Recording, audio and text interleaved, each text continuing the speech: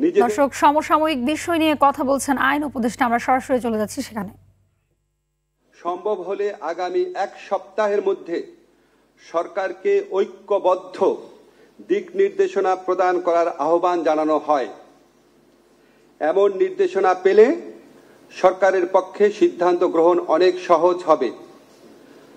বর্তমান পরিস্থিতিতে কালক্ষেপণের যে কোনো সুযোগ নাই, সেটাও আমাদের সবার বিবেচনায় রাখা প্রয়োজন। উপদেষ্টা পরিষদের সভায় 2026 সালের ফেব্রুয়ারির প্রথমার্ধে আগামী সংসদ নির্বাচন অনুষ্ঠানের বিষয়ে সরকারের সংকল্প পুনর্ব্যক্ত করা হয়। ধন্যবাদ।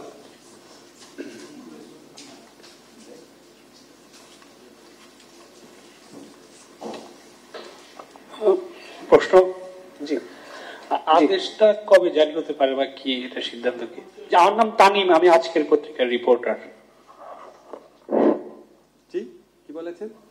মানে যে আদেশ যেটা, সেটা আসলে কবে জারি হতে পারে বা কি সিদ্ধান্ত কি এই বিষয়ে? তো এখানে তো আমরা রাজনৈতিক দলগুলো ফ্যাসিবাদ বিরোধী আন্দোলনে ওনারা 15 বছর একসাথে আন্দোলন করেছে। আমরা ওনাদেরকে একটু সময় দিতে চাই। ওনারা একটু যেসব বিষয় উল্লেখ করলাম সেগুলো বিষয়ে নিজেরা আলোচনা করে এগ্রি করতে পারে নাকি আমরা একটু দেখি। স্যার, আমি মনির ইউসুফ পারভিন বলছি, দৈনিক কালবেলা থেকে। জি জি,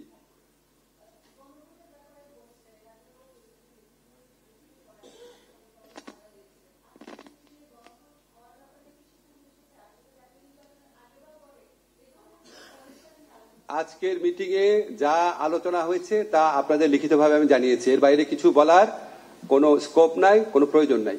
স্যার, আমার নাম মনিরুজ্জামান উজ্জ্বল। স্যার, আমার নাম ইউসুফ পারভিন, আমি দৈনিক কালবেলার বিশেষ প্রতিনিধি। আপনারা যে এক সপ্তাহ আলটিমেটাম দিয়েছেন দলগুলো নিজেদের মধ্যে আলাপ আলোচনা করবে, তারা যদি আলোচনা ব্যর্থ হয়, ঐক্যমত্যে না পৌঁছতে পারে, সেক্ষেত্রে গভর্নমেন্টের দায়িত্ব কি হবে? গণভোট দিয়ে সরকার কি সিদ্ধান্ত নেবে? আমরা কোনো আলটিমেটাম দেই নাই, আমরা আহ্বান জানিয়েছি। আলটিমেটাম শব্দটা আমি আপত্তি করছি। আর আমরা অপেক্ষা করব, তারপর অবশ্যই সরকারের মতো অ্যাক্ট করবে।